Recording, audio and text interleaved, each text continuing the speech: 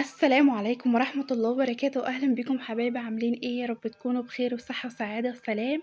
زي ما انتم شايفين كده هنبدأ تنظيفات رمضان والعيد إن شاء الله بإذن الله. طبعا احنا مكملينها لأن كنا بدأنا من بدري. قبل أي قنوات كنا بدأنا نعمل بقى تنظيفات، عملنا مع بعض الفرن من جوه، وعملنا البوتاجاز وعملنا تنظيفات كتيرة. هنبدأ برضه ننضّف تاني المطبخ تنضيفات كده.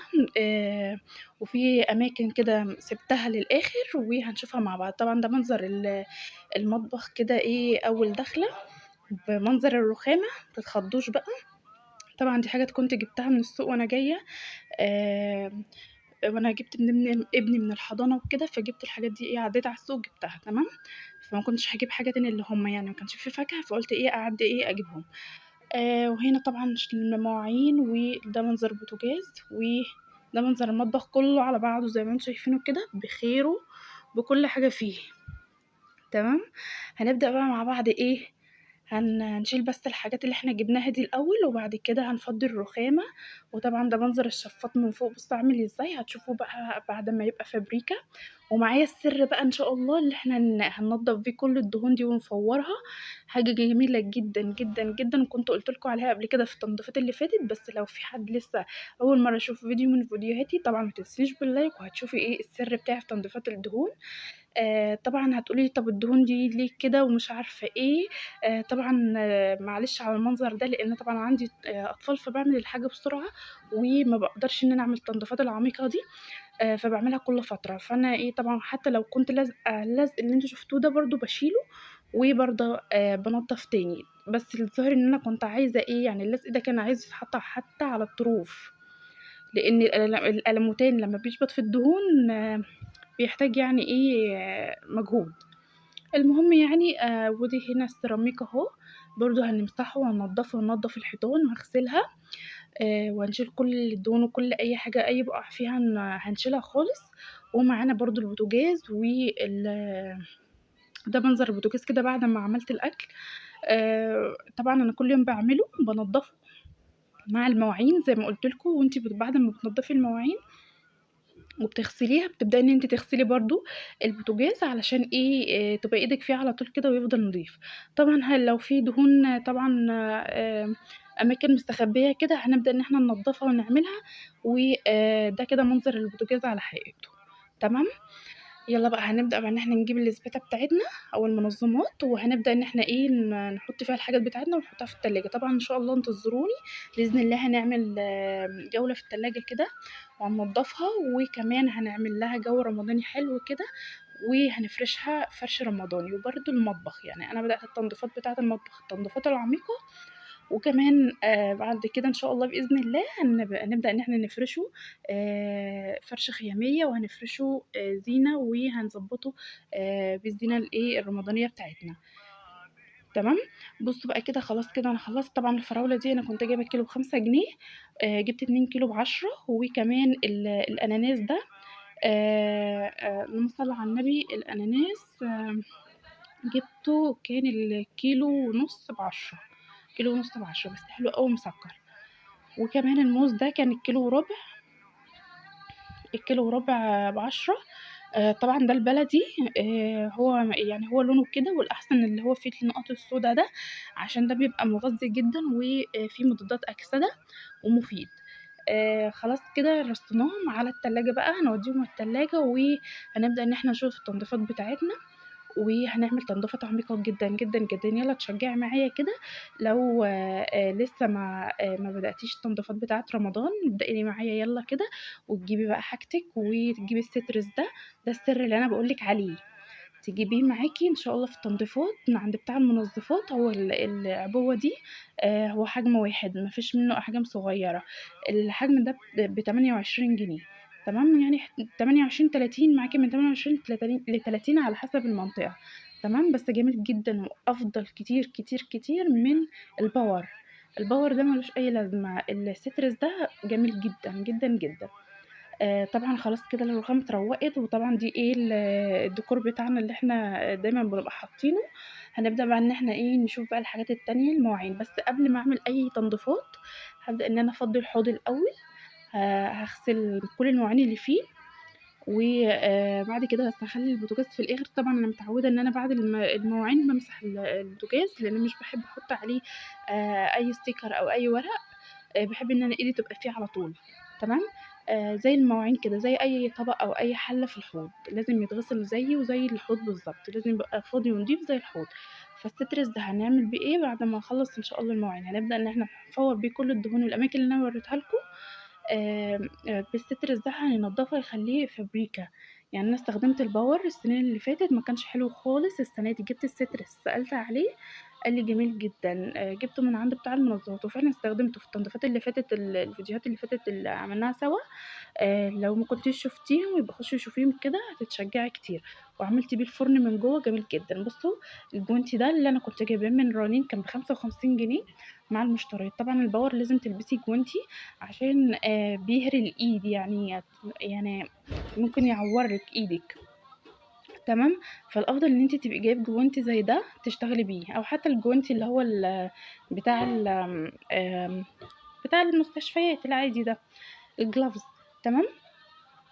فأنتِ لازم تلبسيه علشان تحافظي على إيدِك من التعوير، لإن بيبقى في إيد الجلد بتاعها بيبقى مش هيستحمل القوة بتاعة السترس. يعني أنا لمّا استخدمته في التنضيفات اللي فاتت دي كان عوّر لي صوابعي، وقعدت فترة على ما يعني خفِّت. فيالّا بينا بقى كده هنبدأ ال ال الس النظام بتاعنا والتنضيفات بتاعتنا. بس أنا أهم حاجة إن إحنا لبسنا الجوانتي ده وهنبدأ بقى ننضف التنضيفات بتاعتنا. وإن شاء الله بإذن الله مكمّلين فيها، وفي حاجات كتيرة بإذن الله هنورّيها لكم هتشجّعِك كتير، كتير، كتير. وأي رُكن في المكان عندِك تبدئي تنضيفات فيه، وابدئي حاجة، حاجة هتلاقي حتى لو بالحاجات الصغيّرة هتلاقي نَفْسِك خلّصتِ. والحاجات الصغيّرة اللي زي الإدراج دي مهمة جدًا لمّا بتبقى منظّمة. أي درج بتفتحيه نِفْسِك بتتفتح إن أنتِ الله! ده أنتِ بتلاقي الحاجة على طول بقت منظّمة. بُصّوا هنا شكل الرخامة بعد ما خلّصناها جميلة جدًا. وادي هنا الحوض خلاص خلّصنا المواعين وصفّيناها في الطبق الstainless ده. أنا مش باحب أحطّها مبلولة ولا باحطّها في المطبقية بتاعتي، لإن المطبقية اللي هي فوق الحوض الحمرا دي هي ديّة بتاعة الأطباق. فأنا لمّا باصفّيها بارجّعهم في مكانهم. بُصّوا هنا ديّة أنا قافلاها ليه العين دي، لإن بيبقى فيها فوارغ بتنزّل فيها بواقي الأكل. وكمان النار بتاعتها أنا مش محتاجاها يعني. فلغيتها أنا بعد ما نضّفتها تنضيفة حلوة تنضيفة عميق، رُحت لافّاها زي ما أنتم شايفين كده ولغيتها خالص. واستكفيت كمان بالعيون الباقية. وكمان العيون الباقية دي أنا عملتها باعملها بعد ما نضّفتها تنضيف حلو، رُحت لافّاها بالورق عشان اللي هو الورق الsilver ده علشان يفضل محافظ عليها. بُصّ شكل المنظر المطبخ من تحت طبعًا لإني هو فوق البوتاجاز على طول، فكل الدهون طالعة فوق، يعني أي دهون أي بخار طالع فوق في المكان ده. حتى بُصّوا أنا هاشيل معاكم دلوقتي الsticker. فالمفروض الsticker ده كان يتحط كمان على الجناب. يعني أنا لمّا هاركّب الجديد إن شاء الله هتشوفوه إن شاء الله معايا. فهاحاول على قد ما أقدر إن أنا أخلّي الsticker على الأطرف دي كمان عشان يبقى سهل عليَّ لمّا آجي أنضّفه. لإن أنا طبعًا عندي أطفال لازم أبقى منتبهة في كل حاجة. فباعمل الحاجة ممكن أبقى باعمل الحاجة بإيد واحدة. فكون إن أنا بقى أنضّف وكده بعد كل طبخة ما أعتقدش يعني بانسى أوقات. إنما البوتاجاز ما بانساهوش لإنه في وشي على طول. إنما ده في الحتة الرُكنة دي فأنا يعني ما باركّزش معاها يعني. فخلاص كده هنشيل الsticker ده. وبعد ما هنشيله هنبدأ بقى نشوف التنضيفات بتاعتنا ونفوّر كل الدهون دي. هتشوفوا بقى المنظر في الآخر هيفتح نِفسِك جدًا، جدًا، جدًا على التنضيفات.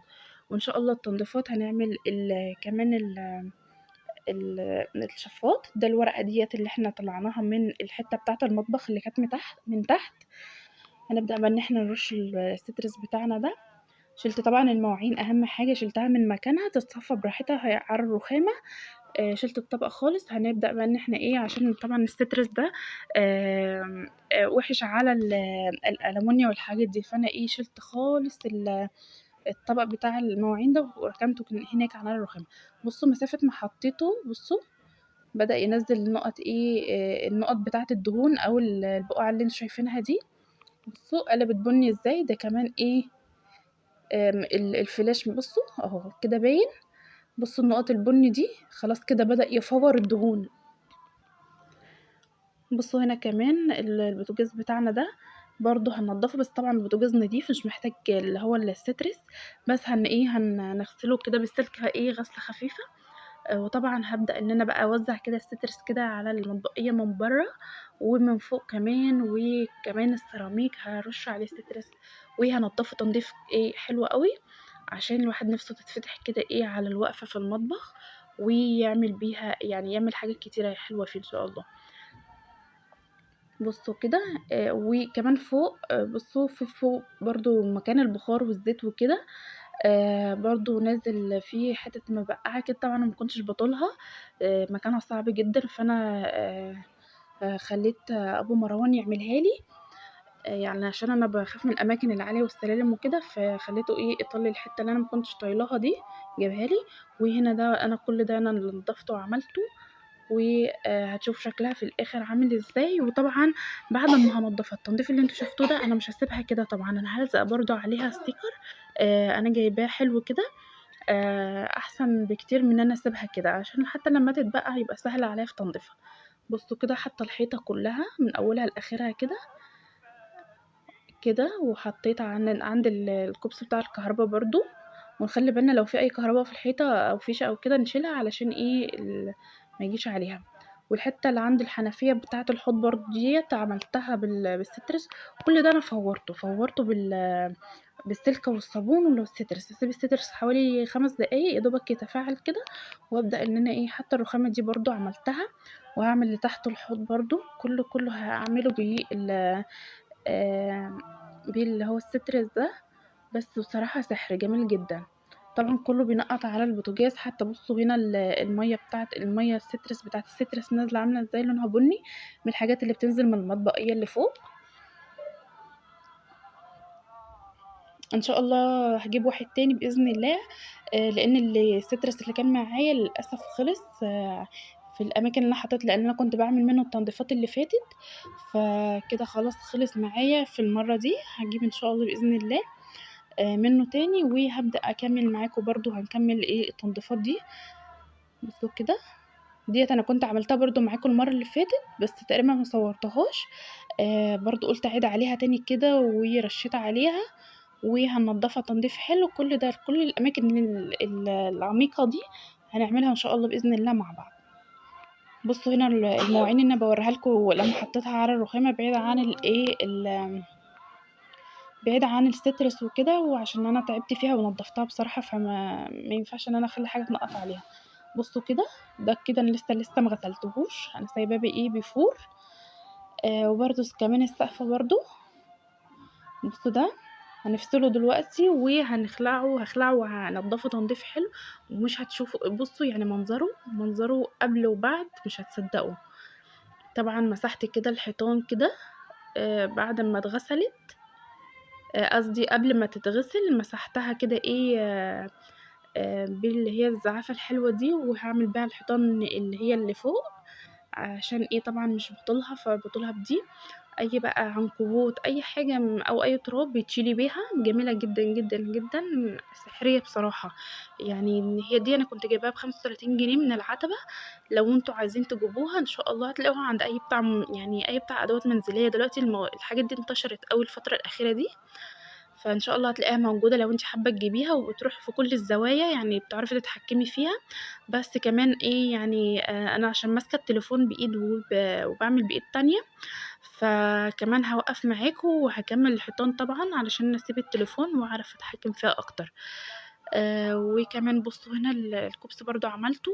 بصوا الستيكر اللي انا بقول لكم عليه ده، بس طبعا انا مش بحب الزقه على الازاز بتاع البوتاجاز، بحبش الزق اي حاجه على الازاز البوتاجاز. انا ممكن لو هلزق حاجه بس خياميه كده تدي جو رمضان، انما ان انا الزقه علشان النظافه وكده لا، انا بحب امسحه على طول عشان في وشي على طول، فهاخد بالي منه. بصوا بقى ده منظره بشع، يعني هو شغال ما تلاحظيش منظره، لما فكيناه يعني شكله وحش قوي.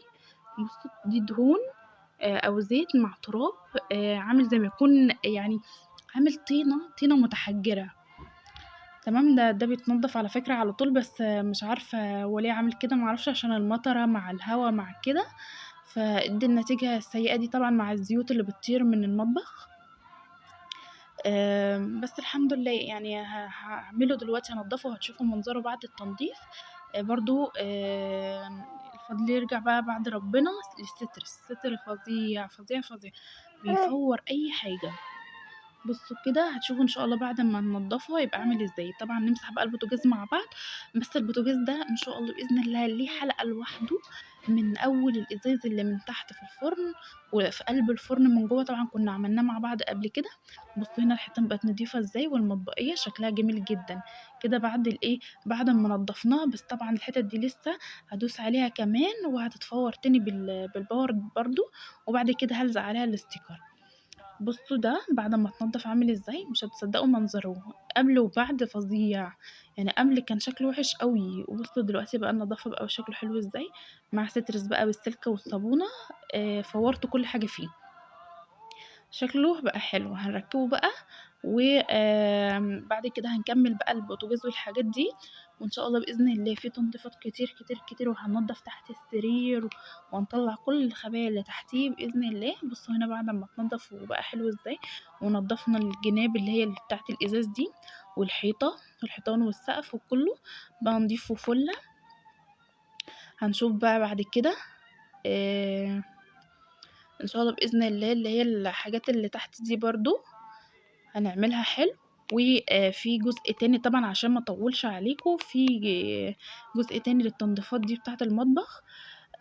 بُصّوا هنا الشباك أنا مسكته بقى عملته بيه في فرشة سلك كده عندنا. بُصّوا السلكة دي باعمل بيها كده، كده، كده، اللي هي الأخرام بتاعة السلك، بصراحة بتنضّف حلو، بس بقى عايز إيه، يعني عايزة حاجة عالية أقف عليها علشان أطول كمان. فأنا هاوقّف معاكم بقى وهاضبّطه كده من غير اللهم صل على النبي، من غير التليفون. وهنرجع بقى بعد كده نشوف بعد كده هيبقى شكله عامل إزاي بعد التنضيفات. يالّا بقى قومي اتشجعي، وقبل ما تقومي بقى حطّي لي اللايك الحلو كده والتعليق الحلو اللي زيِّك، علشان إيه، تشجعيني أعمل كل الحاجات الجديدة إن شاء الله بإذن الله، ومكمّلين إن شاء الله في جزء تاني. والسلام عليكم.